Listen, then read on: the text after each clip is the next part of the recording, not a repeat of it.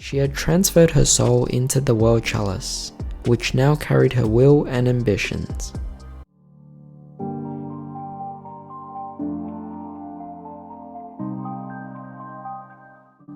Page 8. The World Chalice Legend of the Rise and Fall of the World, Part 2. The Power of God and the Future of the World.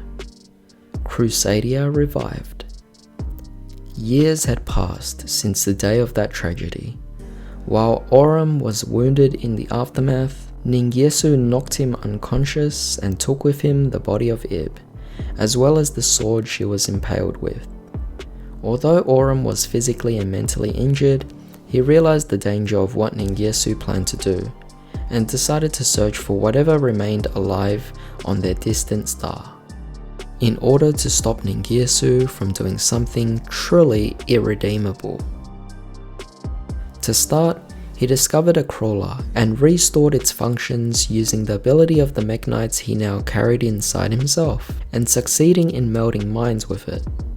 In doing so, he learned of information about several tribes from the records he was able to access from the mind meld. Aurum travelled to the lands of each tribe and learned their legends and literature, which let him slowly unravel the secrets of the world, coming to understand the existence of the sleeping power of the stars that both Li and now Ningirsu sought. In order to counter their ambitions, he asked the leader of each tribe to help him, and formed a tribal confederation. The alliance, likening themselves to the heroic warriors of the ancient civilization, dubbed themselves Crusadia, reactivated the World Legacy World Crown, and began their march.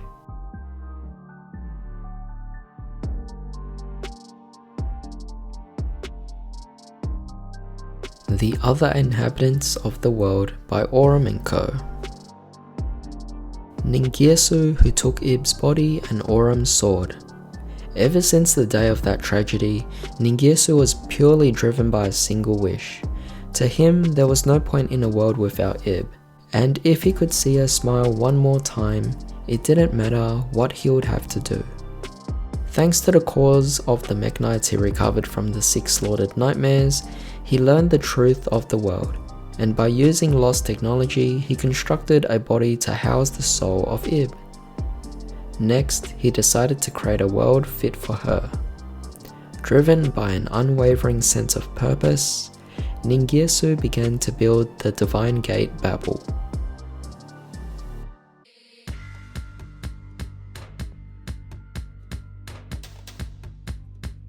Page 9. The Start of a War. The mechanical doll that Ningirsu ultimately made based on countless experiments achieved replenishment of cellular induction from the corpse of Ib, as well as manifesting the ability of one of the twin swords that he had taken. Using his mechanical doll, as well as the world lance, world shield, and world armor he had in his possession, Ningirsu reworked them to react with the World Legacy World Wand, forcing it to activate. The final World War was about to begin, in a battle between Aurum and his allies versus Ningirsu. The Crusadia Alliance obtained the power of the World Crown. The Crusadia Alliance, led by Aurum, managed to get help from each of the major tribes, and together obtained greater power from the World Crown that had been kept secret by the Arborea Laka tribe. Now worthy of bearing the name Crusadia, they took the fight to Ningirsu. The Orcus laid in wait for the Crusadia. Aurum approached the tower, sensing the evil that threatened the world, all the while shuddering in terror at the majesty of Babel, which reached into the very heavens themselves. But standing between him and the Babel was an endless horde of mechanical weapons called the Orcus. They were byproducts of the experiments of Ningirsu to make a suitable vessel for Ib. With how many he conducted, he had created what could be called an army. The Crusadia Alliance found themselves in a corner, trying to fight off his strongest weapon, Orcustrion. And in the midst of this fierce battle, Aurum sensed something that had same power of his ki, emanating from deep within Babel.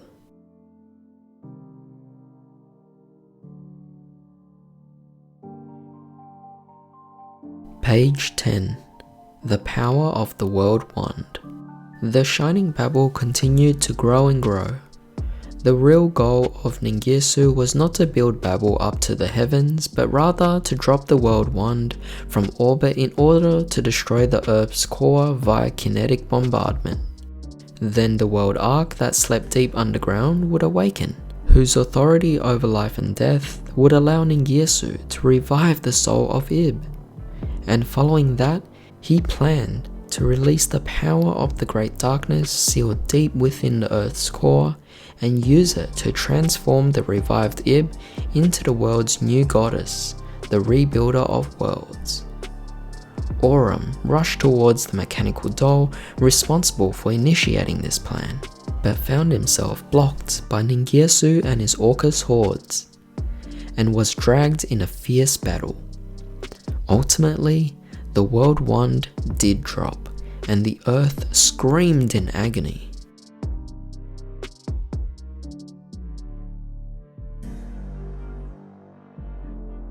The guard dragons born from the world ark. The world wand smashed into the earth in a massive kinetic bombardment. The resulting impact torn the planet asunder, and the warriors of the Crusadia Alliance were caught in the aftershock. However, in order to protect his beloved friends, Imduk unleashed his power once more and created a giant barrier at the cost of his own life. After the impact settled, all that remained at the impact site was the Crusadia Alliance and the World Ark, which used its power and authority over death to assimilate the corpse of Imduk, who had died beneath it, and made him as Andrake.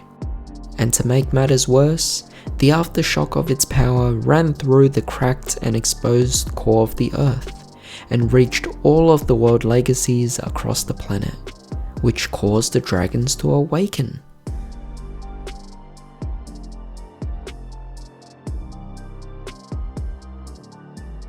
Each of the world legacies was remade into a guard dragon. The world legacies, which embodied the authority of God, having absorbed Imduk, transformed in order to exert the power of the very same God that once created them. They transformed into dragons.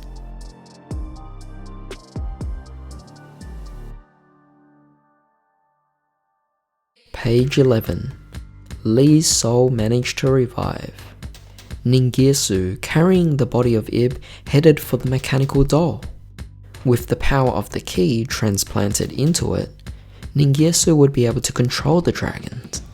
Finally, with all the required powers integrated, the soul of Ib was revived with the power that ruled over life and death.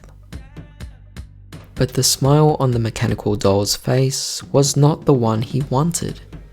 At the very moment he called the soul of Ib back, Li, who remained part of her, took the initiative and seized control of the mechanical doll. Using the power of the key inside her, she erased the soul of Ib. There was no heir of the key capable of reviving God among the humans born in the age of machines. Li concluded that not even Morningstar was good enough, and decided to use the machine civilization itself in order to purge the surface of the earth. Even humanity's hope for life to take root once more was within the scope of her plans. When an heir who could activate the world legacies finally appeared after countless ages, she schemed again. Stopped once by the heir, her goody two-shoes friends, and that meddling dragon, her obsession with that power grew even greater and maddening. She absorbed the corpse of Ib and 5 of the guard dragons, and having done so, Idli obtained the authority they held, and now finally had the power of God at her fingertips.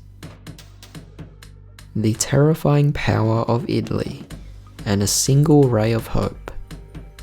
Idli called forth the power of God sealed inside the Earth's core, and used it to awaken the central nervous system, Deus Ex Crawler. She desired to reign as a complete and perfect God, incorporating the power of God into her very being. And with Marduk consumed by the power of death standing in the way, it seemed at the moment that all hope was lost. But then, Justicia suddenly flew in from the celestial forest and unleashed its power. It merged with the body of Ib, which was pulled free from Idli, and the two of them were reborn as Ib, the World Chalice Justiciar.